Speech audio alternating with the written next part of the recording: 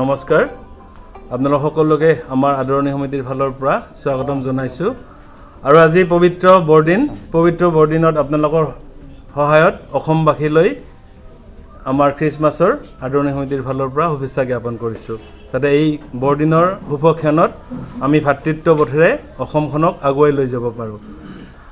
আজি আমাৰ বঙাইগাঁওবাসী ৰাইজৰ খুব সৌভাগ্যৰ দিন বুলি ক'ব লাগিব কাৰণ ছিজন গ্ৰামত আমাৰ অসমৰ জাতীয় অনুষ্ঠান অসম সাহিত্য সভাৰ গৌৰৱোজ্জ্বল 108 সংখ্যক কেন্দ্ৰীয় প্ৰতিষ্ঠা দিৱসটো বঙাইগাঁও জিলা সাহিত্য সভাৰ উদ্যোগত ছিজন গ্ৰাম শতদল শাখা সাহিত্য সভাৰ আতিথ্যত আৰু ছিজন গ্ৰাম ৰাইজৰ আদৰণী সমিতিৰ সৌজন্যত আমি 4 দিনীয়া বৰ্ণাঢ্য কাৰ্যসূচীৰ আয়োজন কৰাৰ পৰিকল্পনা কৰিছিলোঁ আৰু যোৱা 22 তাৰিখৰ পৰা এই কাৰ্যসূচী শুভাৰম্ভ হৈছে আজি 25 ডিচেম্বৰৰ দিনটোত আমি ল'ৰা ছোৱালীৰ মাজত চিত্ৰাংকন প্ৰতিযোগিতা আমাৰ ভূপেন্দ্ৰ সংগীত প্ৰতিযোগিতা আৰু প্ৰতিমা বৰুৱা পাণ্ডে গীতৰ প্ৰতিযোগিতা আয়োজন কৰিছোঁ লগতে অহাকালি আৰু 27 তাৰিখৰ দুদিনীয়া মূল কাৰ্যসূচী আছে অহাকালি আমাৰ আছে আমাৰ সাহিত্য কাণ্ডাৰীসকলৰ যি প্ৰচেষ্টাত অসম সাহিত্য সভাই অসমীয়া ভাষাক ধ্ৰুপদীকৰণৰ মজিয়াত উপনীত কৰিছে সেই সাহিত্যিক কাণ্ডাৰীসকলৰ স্মৃতিচাৰণ সভা আমি আয়োজন কৰিছোঁ আৰু অসম সাহিত্য সভাৰ উপসমিতি আমাৰ আকাশ মহিলাসকলৰ উদ্গনিৰ বাবে আকাশ অনুষ্ঠান অনুষ্ঠিত কৰে আৰু আমিও অসম সাহিত্য সভাৰ কেন্দ্ৰীয় কমিটিৰ নিৰ্দেশ মৰ্মে আকাশ অনুষ্ঠানখন অহাকালি আমি 1 বজাত অনুষ্ঠিত কৰিম লগতে আমাৰ অসমৰ ডেকা গাভৰুৰ যুৱক যুৱতীৰ উজ্জীৱিতৰ কাৰণে আমি ৰামধেনু অনুষ্ঠানখনি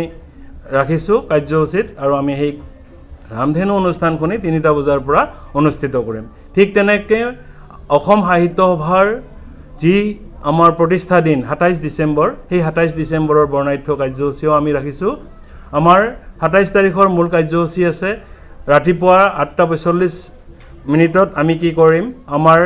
108খন পতাকা ধ্বজা উত্তোলন কৰিম 108 বছৰ যিহেতু আমাৰ অসম সাহিত্য সভাই গৌৰকিব ওলাইছে আৰু আমাৰ মূল পতাকাখনি উত্তোলন কৰিব আমাৰ অসম সাহিত্য সভাৰ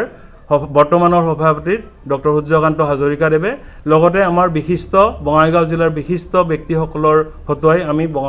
আমাৰ 108খন পতাকাৰ ধ্বজা উত্তোলন কৰিম তাৰ পিছতে আমি ৰাখিছোঁ বন্তি প্ৰজ্বলন আৰু আমি ৰাখিছোঁ যে আমাৰ এই অঞ্চলৰ বঙাইগাঁও জিলাৰ বিভিন্ন জাতি জনগোষ্ঠীয় নৃত্যৰ সমাহাৰ আমি সেই অনুষ্ঠানখনি দুখন্তীয়া কাৰ্যক্ৰমণিকাৰে আমি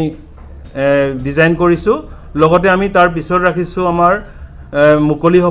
সভাত আমাৰ অসম সাহিত্য সভাৰ সভাপতি মাননীয় সূৰ্যকান্ত হাজৰিকাই সভাপতিত্ব কৰিব আৰু আমি অসমৰ বিভিন্ন দিশত আগৰণুৱা সাহিত্যিকসকলক নিমন্ত্ৰণ কৰিছোঁ আপোনালোকৰ চিঠিত আমি এই কথাখিনি অৱগত কৰিছোঁ আৰু আমি আগৰ প্ৰেছ মিটৰ সহায়তো বা আমাৰ প্ৰিণ্টিং মিডিয়াৰ সহায়তো এই কথাখিনি আমাক অসমৰ ৰাইজক অৱগত কৰিছোঁ আমাৰ মুকলি সভাৰ পিছতেই আছে আমাৰ স্মৃতি গ্ৰন্থ উন্মোচন আমাৰ এই যি কাৰ্যসূচী আছে এই কাৰ্যসূচীত আমাৰ স্মৃতি গ্ৰন্থ উন্মোচন কৰিম আমাৰ এই আদৰণী সমিতিয়ে 108 সংখ্যক কেন্দ্ৰীয় প্ৰতিষ্ঠা দিৱসৰ লগত সংগতি ৰাখি এখন স্মৃতি গ্ৰন্থ উন্মোচন কৰাৰ যজা কৰিছোঁ আৰু আমি স্মৃতি গ্ৰন্থ সম্পাদনা সমিতিক সম্পূৰ্ণ কৰ্তৃত্ব দিছোঁ আৰু আশা ৰাখিছোঁ অহাকালি আমি স্মৃতি গ্ৰন্থৰ লগতে আমাৰ বঙাইগাঁও জিলাৰ বিভিন্ন লেখক লেখিকাৰ বহুকেইখন গ্ৰন্থ উন্মোচন কৰিবলৈ সক্ষম হ'ম গতিকে আপোনালোকৰ সহায়েৰে আমি অসমবাসী ৰাইজক আমাৰ অসমীয়াৰ ধ্ৰুপদী ভাষাৰ যি যাত্ৰা এই যাত্ৰাত সকলো ৰাইজৰ অংশগ্ৰহণ কামনা কৰিছোঁ আৰু আমাৰ এই অনুষ্ঠানখনি সাফল্যমণ্ডিত কৰাত আপোনাৰ সহায়ৰ হাত আগবঢ়া সেয়ে কামনা কৰিছোঁ ধন্যবাদ আকৌ এবাৰ বৰদিনৰ শুভেচ্ছা জ্ঞাপন কৰি আমাৰ প্ৰেছ মিটৰ উদ্দেশ্য সামৰণি মাৰিছোঁ ধন্যবাদ